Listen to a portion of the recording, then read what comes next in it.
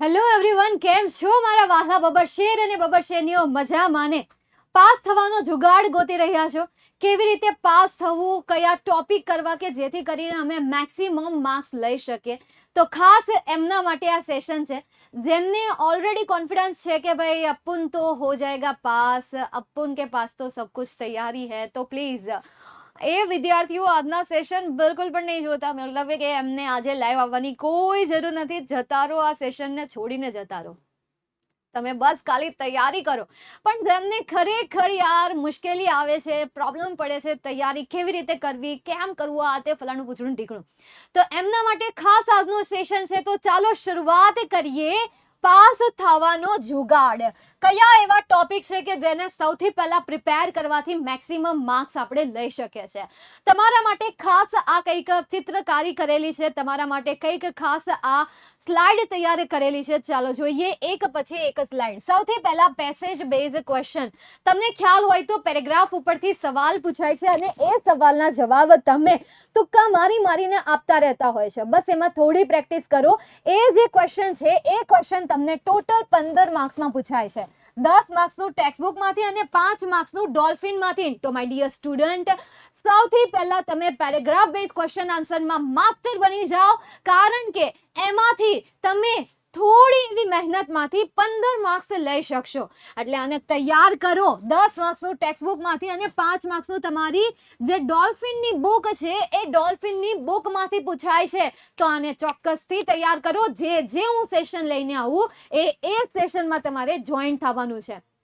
અને આગળ જે એટલા લેક્ચર લઈ લીધેલા છે એમાં પણ જોઈન થવાનું બિલકુલ પણ નહીં ભૂલતા. અને ભવિષ્યવાણીના લેક્ચર તો મૂકવાના જ નથી.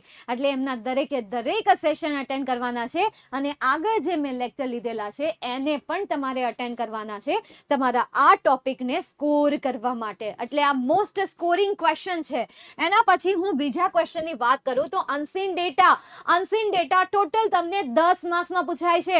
તો આગળના 15 પછીના 10 માર્ક્સ પ્લસ કરો, 25 માર્ક્સ તો તમારા અહીંયા ને અહીંયા માત્ર 2 ક્વેશ્ચનથી તૈયાર થઈ ગયા. અનસીન ડેટા એટલા બધા પણ ટફ નથી હોતા કે જેને તમે જોઈ લો એટલે તમને હોશકાર, તમારો જે હોશ છે એ હોશ તમે ખોવા બેસો અથવા તો ન આવડે કાંઈ, એવું કંઈ નથી. એકદમ ઇઝી ક્વેશ્ચન તમને એમાં પૂછાય છે. 2-3 તમે ડાયલોગ બેઝ ક્વેશ્ચન સોલ્વ કરો, 2-3 તમે ડેટા બેઝ ક્વેશ્ચન સોલ્વ કરી લો. ઓટોમેટિક તમને કોઈ પણ ક્વેશ્ચન આવશે તો એ તમે સોલ્વ કરી શકશો, એમાં તમે માસ્ટર થઈ જશો. રાઈટ?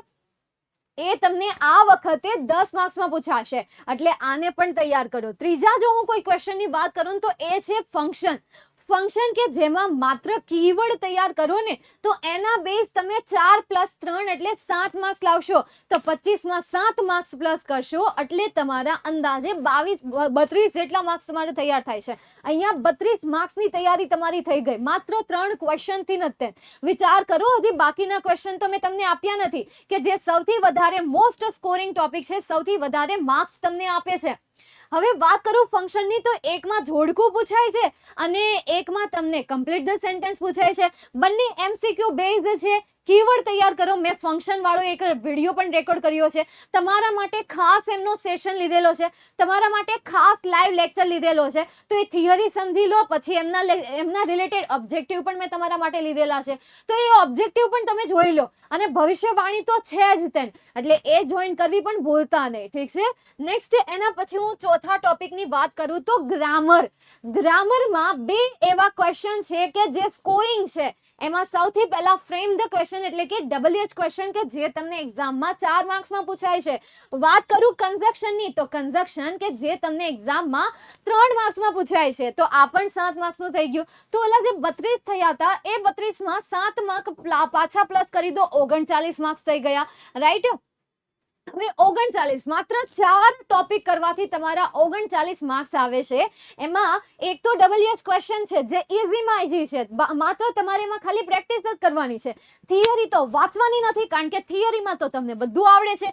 6ઠ્ઠા ધોરણથી આપણે ભણતા આવ્યા છીએ. એટલે ઓબ્જેક્ટિવ લેક્ચર જોઈ લો, એ સિવાય મોસ્ટ સ્કોરિંગનો જે લેક્ચર છે એ લેક્ચર અટેન્ડ કરો, એ સિવાય ગ્રામરના લેક્ચર લીધેલા છે એ લેક્ચર લો. બરાબર સમજાય છે? આજે મેઇન લેક્ચર છે કે જેમાં સ્પેશિયલ ગ્રામર ગૂંચણામણ લઈને આવી હોય, સ્પેશિયલ MCQ બેઝ લઈને આવી હોય, તો એ સેક્શન અટેન્ડ કરી લો. સાથે સાથે ભવિષ્યવાણી પણ જોતા રહો.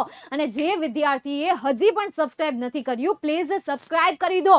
આમ તો આપણે બહુ બધી વસ્તુઓ યુટ્યુબમાં વાયરલ કરીએ છીએ, સોશિયલ મીડિયામાં વાયરલ કરતા હોઈએ છીએ, આપણા મિત્રોને શેર કરીએ છીએ, આપણું ફેમિલી ગ્રુપ હોય તો એ ફેમિલી ગ્રુપમાં આપણે વિડીયોને શેર કરતા હોઈએ છીએ. કેમ નહીં આજે આપણે એજ્યુકેશનલનો વિડીયો વાયરલ કરી દઈએ?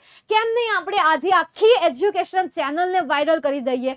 બહુ બધી વસ્તુ આ દુનિયામાં વાયરલ થતી હોય છે, પણ એ વસ્તુ કે જે ગુજરાતને આગળ વધારવામાં, ગુજરાતનું ભાવિ ભવિષ્ય બનાવવામાં કંઈ કામમાં નથી આવતું. આજે કંઈક સારા કામ મળીને કરીએ તો અત્યારે તે લાઈક કરી દો, શેર કરી દો, સબસ્ક્રાઇબ કરી દો. સાથે સાથે વિદ્યાકુલ બેચમાં જોડાવાનું ભૂલતા નહીં. 9મું ધોરણ તમારું પૂરું થવા આવી રહ્યું છે. એક્ઝામ જે છે, એક્ઝામ નજીક આવી રહી છે. એક્ઝામના બસ થોડા દિવસો પછી તમે 10મા ધોરણમાં આવશો, તો 10મા ધોરણમાં વિદ્યાકુલ એપ્લિકેશનમાં વિદ્યાકુલ ટીમ સાથે, વિદ્યાકુલ બેચ સાથે જોડાવાનું બિલકુલ પણ નહીં ભૂલતા. ચોક્કસ જોડાજો વિદ્યાર્થી મિત્રો. અને જે વિદ્યાર્થીઓ ઓલરેડી જોડાયેલા છે તો આજે કમેન્ટ કરો યાર, આજના લાઈવ સેશનમાં કમેન્ટ કરો. બાકીના વિદ્યાર્થીઓને જણાવો કે એમના કેટલા બેનિફિટ છે, એમના કેટલા ફીચર છે, એમની કેટલી ક્વોલિટી છે, ત્યાં કેવી સર્વિસ આપવામાં આવે છે. ચોક્કસથી યાર તમારા જે કલીગ્સ છે, તમારા જે પાર્ટનર છે, તમારા જે સ્ટુડન્ટ, તમારા મિત્રો છે, એ મિત્રોને ચોક્કસથી શેર કરો યાર. બરાબર છે? હા, તો બસ આટલી જ રિક્વેસ્ટ છે. નેક્સ્ટ એના પછી આપણે આગળ જઈએ કન્ઝક્શન. તો કન્ઝક્શન એટલા બધા ટફ નથી, બસ થોડી એમાં પ્રેક્ટિસ કરી લો, થોડી એમાં મહેનત કરી લો, એટલે એ કન્ઝક્શન નામનો ટોપિક પણ ઇઝીમાં ઇઝી ટોપિક છે. પ્લીઝ એમને પ્રિપેર કરો, એમાં પણ તમે માર્ક્સ સ્કોર કરી શકશો. લાસ્ટ અને છેલ્લો જો હું કોઈ ટોપિક કહું તો એ છે અધર ટોપિક્સમાં વુ સેડ ટુ વોમ અને ફિલ ઇન ધ બ્લેન્ક. આજે છે તમારી ટેક્સ્ટબુક બેઝ પૂછાય છે. શેના બેઝ પૂછાય છે?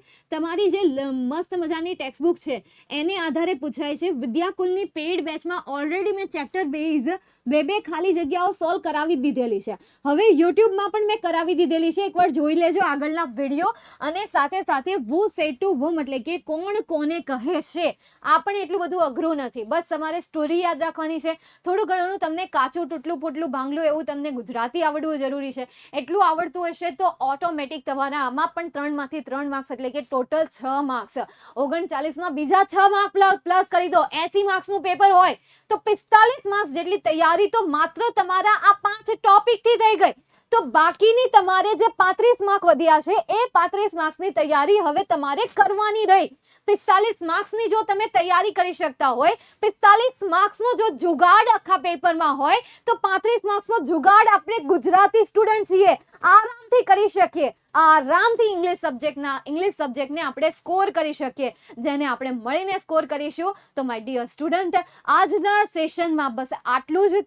હજી તમારે આના એક્ઝામ્પલ જોઈએ છે, બીજું કંઈ પણ રિક્વાયરમેન્ટ છે, ચોક્કસથી નીચે કમેન્ટ સેશનમાં જણાવજો. અને આજના સેશનમાં તમે આવ્યા એના માટે આપનો ખૂબ ખૂબ આભાર. સમય આપ્યો તો હવે લાગી જાઓ તમારી પરીક્ષાની તૈયારી માટે, તૈયાર થઈ જાઓ તમારી પરીક્ષાની તૈયારી કરવા માટે. અને વિદ્યાકુલ ગુજરાતીના લાઈવ સેશન ભવિષ્યવાણીને અટેન્ડ કરવા માટે પણ ચોક્કસથી તૈયાર થઈ જાઓ.